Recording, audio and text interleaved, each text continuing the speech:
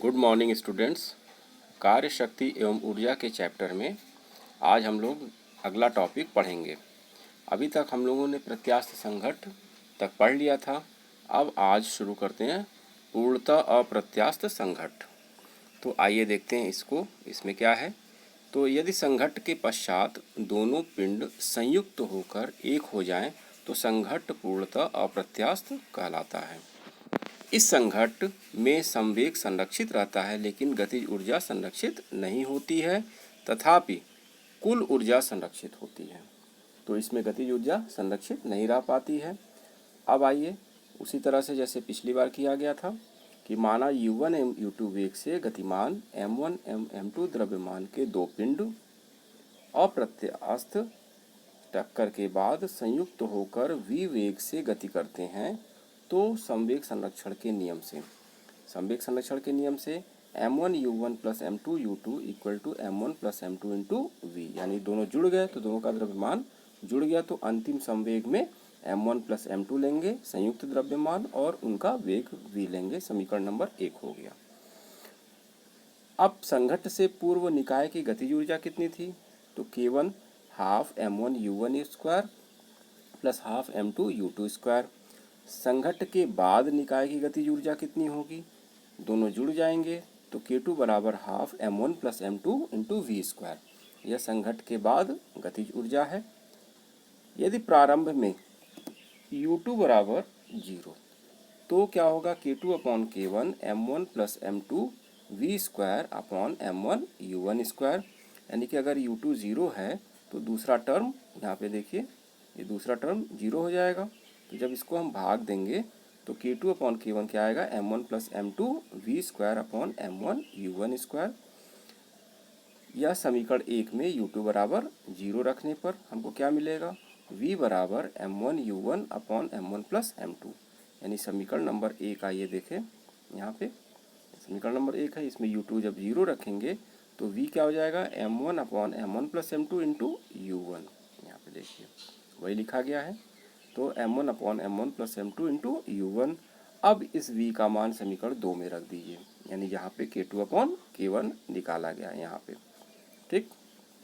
तो इसको जब हम रखेंगे तो m1 plus m2 upon m1 u1 u square into m1 square u1 square upon m1 plus m2 whole square. तो यहाँ से देखिए स्क्वायर वाला टर्म m1 प्लस m2 से कट जाएगा, u1 स्क्वायर का टर्म इससे कट जाएगा और यह बचेगा m1 upon m1 plus m2। यहाँ पे देखिए एक स्क्वायर का टर्म कट गया, यहाँ पे एक m1 कट गया और u1 स्क्वायर पूरा कट गया। तो K2 अपॉन K1 आ गया m1 upon m1 plus m2।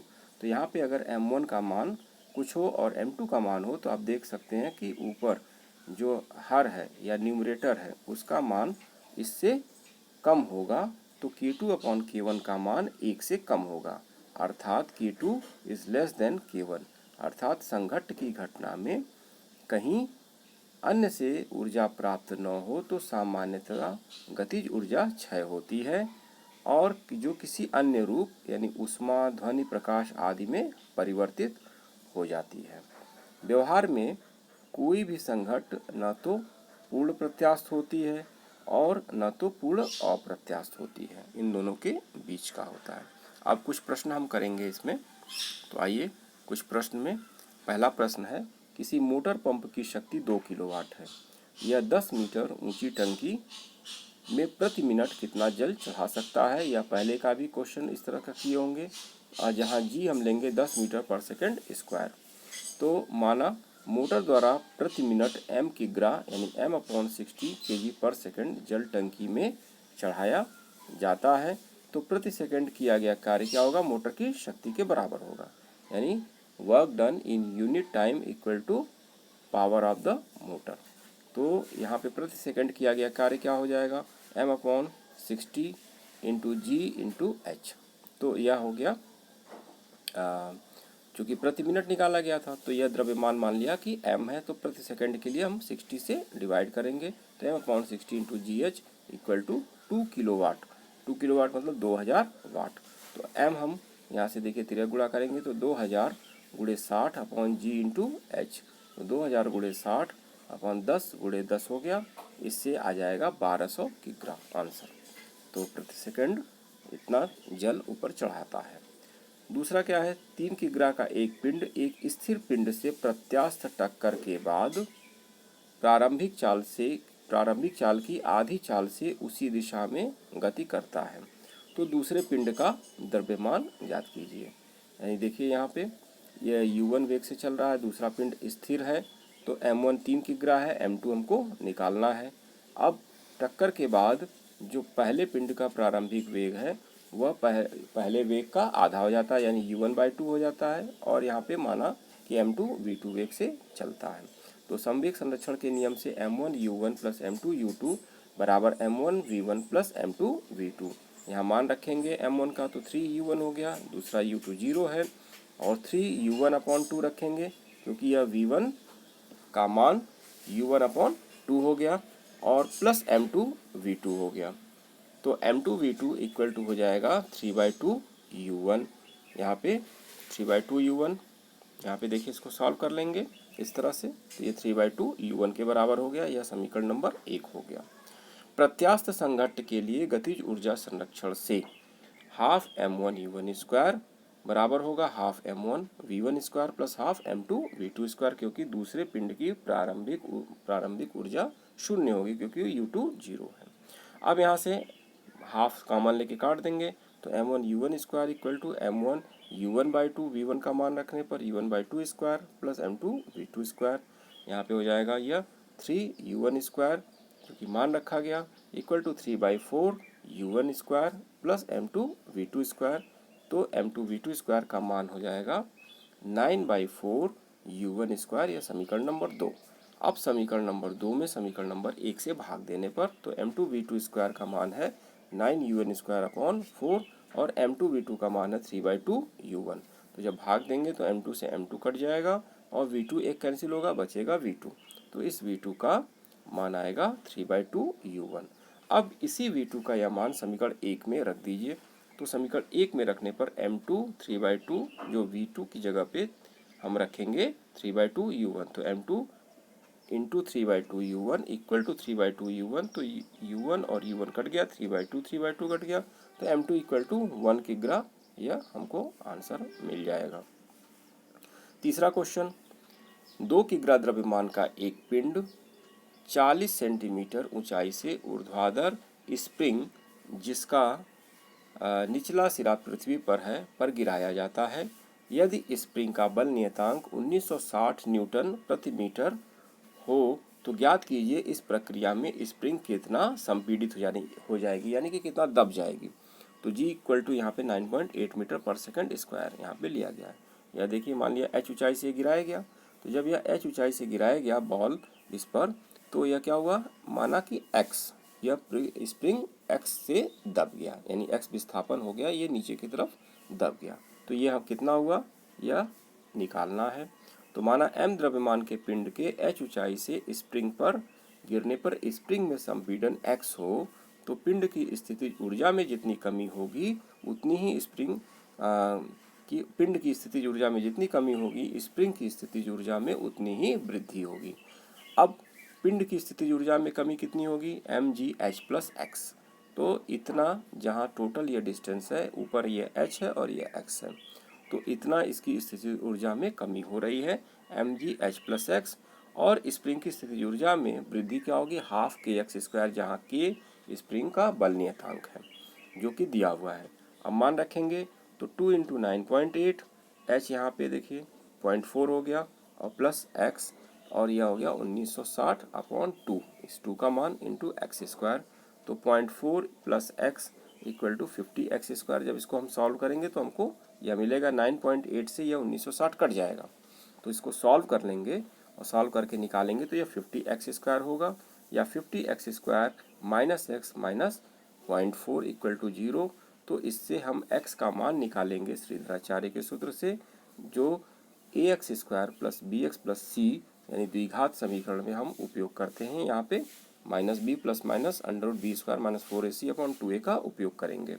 तो यहाँ पे आएगा 1 प्लस माइनस, ठीक, चूँकि b क्या है यहाँ पे 1 है, तो यह माइनस b क्या हो जाएगा, +1 प्लस माइनस 1 माइनस और ब्रैकेट के अंदर 4 इंटू 50 इंटू माइनस 0.4/2 इंटू 50, यह आ जाएगा 1 + 80, 81 आ गया। 81, 81 का वर्गमूल होता है 9, तो एक बार 9 + 1 हो जाएगा और दूसरी बार 1 - 9 होगा।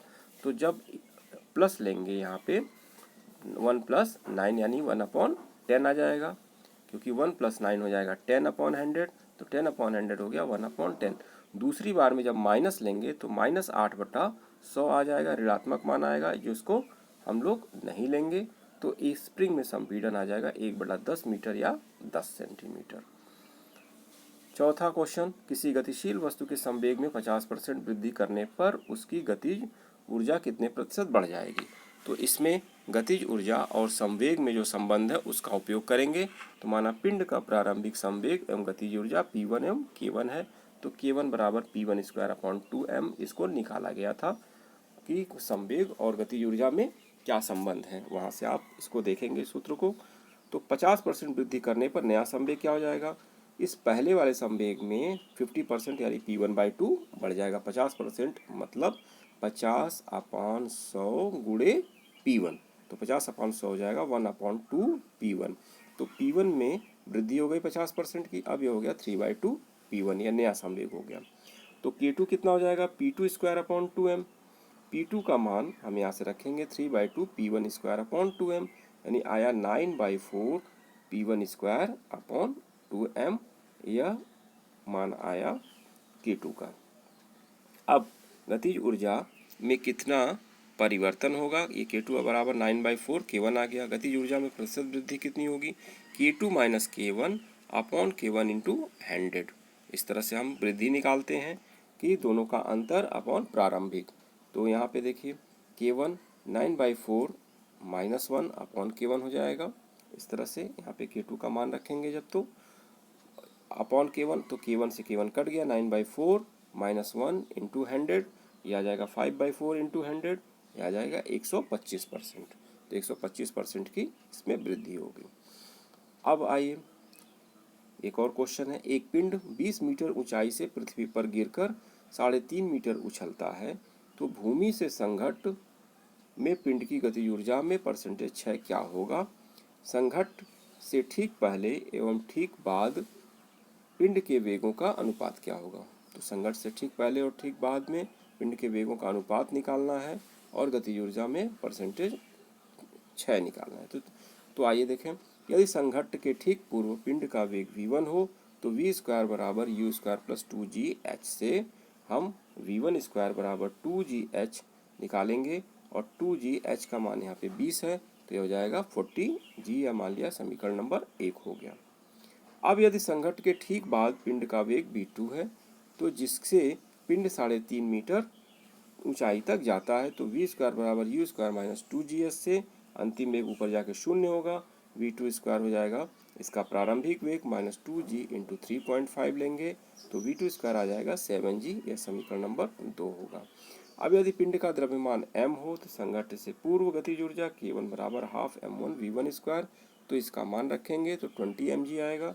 K2 आ जाएगा ½ m2 v2², यहाँ पे v2², इसका मान रखेंगे तो यह आ जाएगा 3.5 mg। अब पिंड की गतिज ऊर्जा में प्रतिशत क्षय क्या होगा, K1 - K2/K1, तो K × 100, तो K1 आ गया 20 - 3.5, यहाँ से देखिए mg/20 mg × 100, इसको सॉल्व करेंगे तो यह आएगा 82.5%। तो यह हो गया आपका गतिज ऊर्जा में क्षय। अब समीकरण 1 में समीकरण 2 से भाग देने पर v1² v2² आ जाएगा 40g/7g, यह आ जाएगा 5.71 के बराबर। तो v1/v2 आ जाएगा √5.71, ये करीब करीब 2.4 और अनुपात 1 आएगा। तो इस तरह से इन दोनों में जो अनुपात है दोनों के वेगों का वह 2.4:1 आ जाएगा। तो इस तरह से कुछ क्वेश्चन हम लोगों ने किया, और इसका अप्रत्यास्थ संघट्ट का हम लोगों ने टॉपिक कंप्लीट किया। तो यहाँ तक आप लोग अपने कॉपी में नोट कर लेंगे, इसको एक बार अपने मन से अभ्यास कर लेंगे। तो आज के लिए इतना ही, धन्यवाद।